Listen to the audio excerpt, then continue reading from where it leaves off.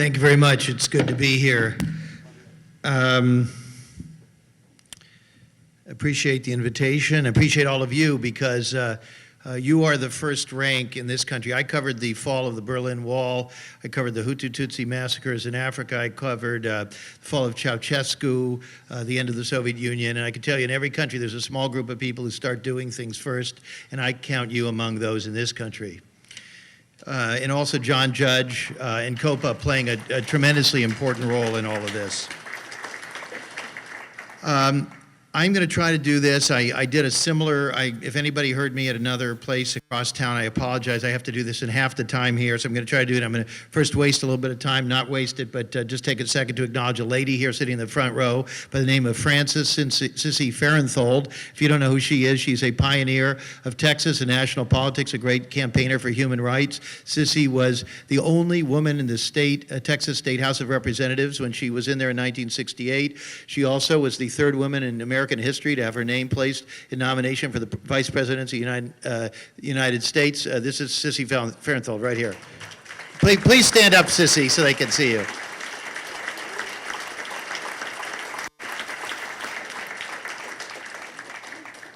She didn't know I was going to do that. Okay. So I'm going to, first of all, how many, next slide, please.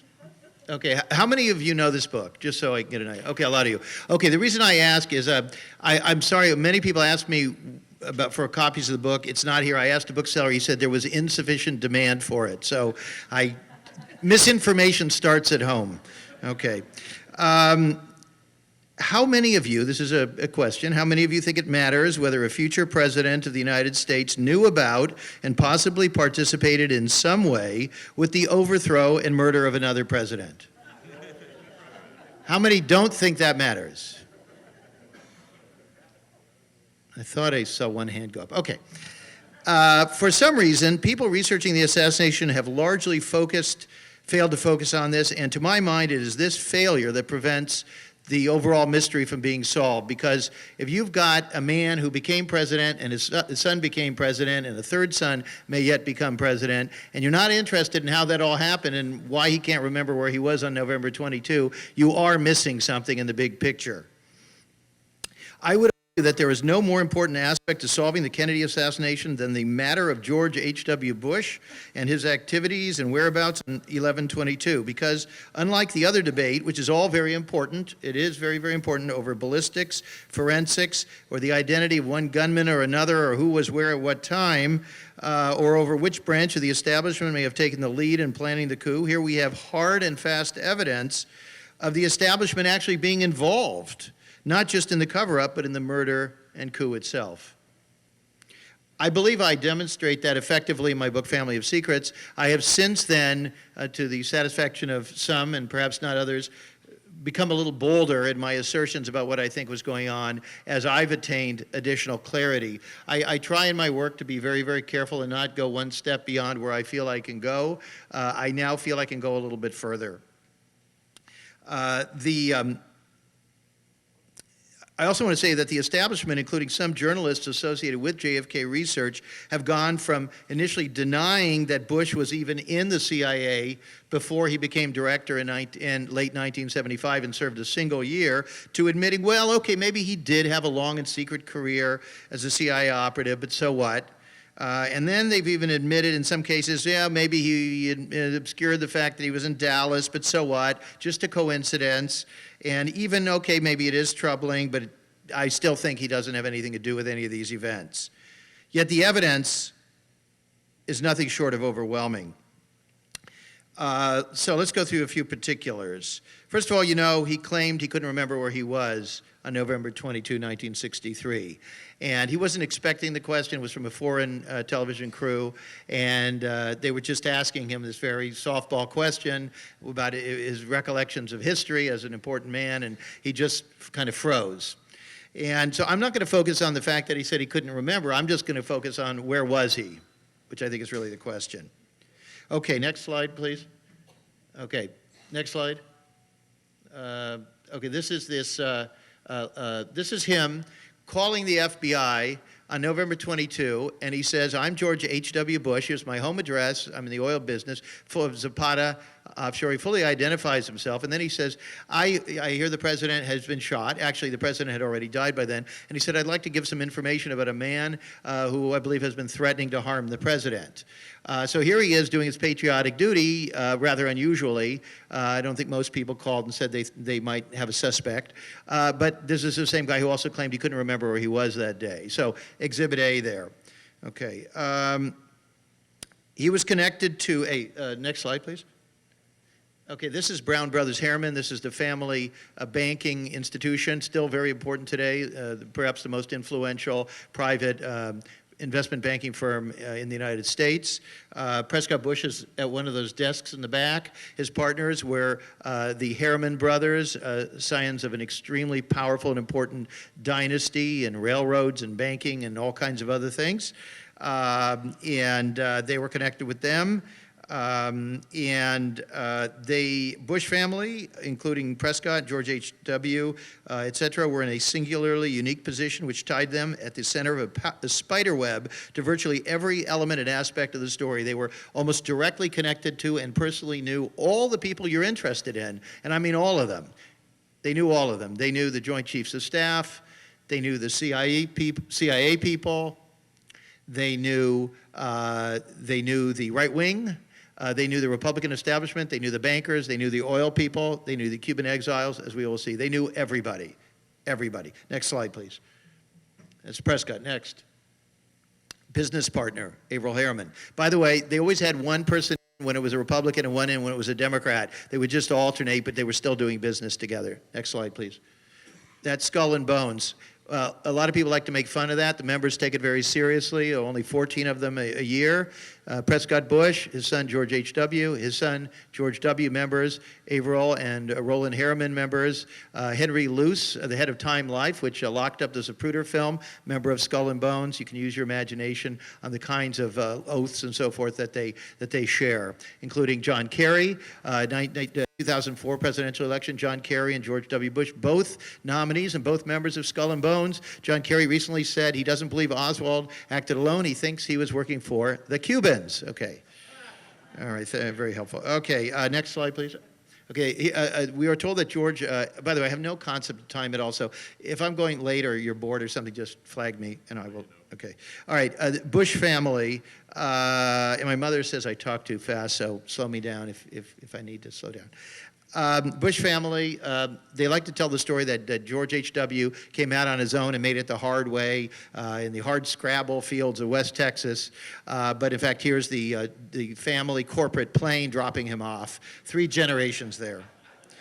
Okay. Prescott Bush, U.S. Senator in the U.S. Senate at the same time as John F. Kennedy and Lyndon Johnson. These are things that are not in my book, and it really dawned on me that this is more and more important. He was in the U.S. Senate with these people for years. He and Lyndon Johnson had to work well together for years. He saw Jack Kennedy up close for years when Jack Kennedy was giving all those speeches in the early 1950s, which are not in any of your textbooks or your mainstream media reports, where he was saying, let these third world countries do their own thing. Well, you can imagine how Prescott and his buddies who owned all those mines felt about that. A very close friend, very, very, very, very close friend of Allen Dulles. That's important. Prescott Bush, Allen Dulles, like that. Doing business together all the time on behalf of the same interests for many, many years. Dulles close with LBJ, Prescott close with LBJ, all working together on the oil depletion allowance, which Kennedy wanted to get rid of. Next slide, please. Dulles with Lyndon Johnson down on the ranch. Dulles always wears a suit, I guess. Okay. Prescott served on the Banking and Armed Services Committees. So who's he in touch with? Okay. This is during this whole period. Prescott served on the board of CBS. Okay. CBS, very, very tight with the CIA. He was involved with the military, the jet contract scandals. You probably all know about that involving General Dynamics. If you've read A Family of Secrets, you know I have a whole section about how Lee Harvey Oswald's best friend, George de Mohrenschildt, being grilled there by a man, spends an entire day and never asks him a single good question. They call that running out the clock. A guy named Albert Jenner. Albert Jenner was the lawyer for General Dynamics, which was being investigated and stood to go out of business if the Kennedys stayed in office. What the heck? Next slide. Okay, who's in charge here? Is it Nixon? Guy on the right, Prescott Bush. Hey, buddy. Nixon's got what they call, rudely, a shit-eating grin. He's got to put up with this guy. And what I discovered in my 5 years of research for Family of Secrets, and it's all documented in there, and I've literally, it's never been anywhere else before, is that Richard Nixon's political career began when Prescott Bush flew out to California and chose him to run for the House of Representatives to knock out a man who was involved with very powerful banking regulation that Brown Brothers Harriman did not like. Okay. Richard Nixon was created and controlled by the Bushes. He resented them. Meyer Danny, I think we have a different opinion on Watergate. I have 3 chapters suggesting that Richard Nixon ended up being too big for his britches and being removed by the same people who took out Jack Kennedy. Nixon. Okay, next slide. Oh, there's Nixon again with another Bush. Now it's Nixon taking care of a Bush. Poppy Bush admittedly has no qualifications for anything, no vision for anything. By his own admission, when he was named by Nixon to be the UN ambassador, he wrote a letter and he said his friend, who was a Democrat also in Skull and Bones, see Democrats, Republicans, wrote him, he said, "What the heck do you know about being a UN ambassador?" To which Bush replied, "Ask me in 2 weeks." They thought this stuff was funny. Gives you an idea where the policies come from. Prescott Bush was a close friend and collaborator with Senator Robert Kerr. If you haven't heard of him, he was the most important point man in the U.S. Senate for the oil industry. Okay, and Robert Kerr was very powerful with Lyndon Johnson. Some people think he told Lyndon Johnson what to do. But when Lyndon Johnson accepted the #2 post with Jack Kennedy, Kerr, in front of other people, wheeled on him and said, "I ought to pull out my .45 and shoot you right now." Already at the beginning, Kerr and the oil people did not like the fact that Johnson was cooperating in any way with Kennedy. He was a close friend. Prescott was a close friend with Douglas Dillon, who oversaw the Secret Service, head of the Treasury. They did business together. Must I go on? I probably not. Probably already out of time here. Poppy Bush ran a CIA front company for much of his adult life. And this is, again, not on the news, not on CNN, not on Anderson Cooper or anything else. The myth is that he was this guy who had no qualifications and no experience, and at the height of the Church Committee hearings investigating the CIA for illegal and immoral activities, they chose out of the entire world this man who couldn't finish a sentence and knew nothing about the CIA, George H.W. Bush. In fact, next slide, please. There's Prescott, rare photo, Prescott with John F. Kennedy at Yale. John Kennedy gave a speech and he said, a lot of you guys here at Yale, I don't agree with you. Kind of a gutsy thing to do. I'm sure that endeared him to Prescott. Okay, next slide, please. Zapata Offshore, this is the CIA front company. If you look at their books, they never seem to turn a profit, and yet all these people like the Grahams of the Washington Post and so forth, they're all pumping huge amounts of money into them. You have to assume, unless they were stupid businessmen, somebody else was giving them the money to put in there. That little boy standing there, tow-headed George W. Bush, getting ready to join the family business. Okay, 1962, Prescott Bush, already running for re-election, already has campaign headquarters, suddenly announces he's withdrawing from the race. The reason doesn't really sound right to anybody, but his son, George H.W. Bush, in the oil business, suddenly gets into Texas politics. Both of them take radical shifts in their lives early 1962. That's important. Something is going on here. Next slide, please. Poppy on the campaign trail when he can't remember where he is, running for the U.S. Senate, attacking John F. Kennedy. Next slide, please. There's Barbara, back in her better days. Okay, and there they are voting. Next slide, please. Okay, so this is George de Mohrenschildt. You all know about him. I wrote about him extensively in Family of Secrets. Subsequently, additional books on de Mohrenschildt have come out. I don't fully agree with their conclusions about him. I would say unequivocally that he was an American intelligence asset of some great significance. He was the guy who spent about half a year out of the year before the assassination basically taking Lee Harvey Oswald to the dentist and babysitting and all these other things. He was a staunch anti-communist, and therefore, of course, he was endeared to the pro-communist Lee Harvey Oswald. He said that the reason he did it was because he was asked to do it by this man, J. Walton Moore, the head of the CIA contact office in Dallas. He said, he asked him, would you just keep an eye on this Oswald guy? And he said, okay. All right. Next slide, please. Those are the de Mohrenschildt. Mrs. de Mohrenschildt worked at a clothing company with her good friend Abraham Zapruder. Okay, we don't have time to get into that. Some other time, I'll tell you what I think. Next slide, please. D. Harold Bird looks like a nice guy. He owned a building called the Texas School Book Depository. He was a very big guy in the oil business, and he employed all kinds of people. He was a good friend of George de Mohrenschildt, Oswald's friend. And George, I discovered that in the fall of 1962, George de Mohrenschildt created a little charity, and they all would come over to his house and meet, and one of them was Mrs. Bird. Very interesting. And then, of course, you know, a year later, Oswald miraculously gets a job in Bird's building. Bird is not around because, next slide, please. Oh, wait, yeah, go next slide, please. Okay, he's off hunting in Africa. Big game hunter, never went abroad before, suddenly decided to go to Africa. He, later on when he came back, he asked for take the window out that Oswald supposedly shot from, and he kept that as a trophy. No fan of Kennedy. Go back one slide, please.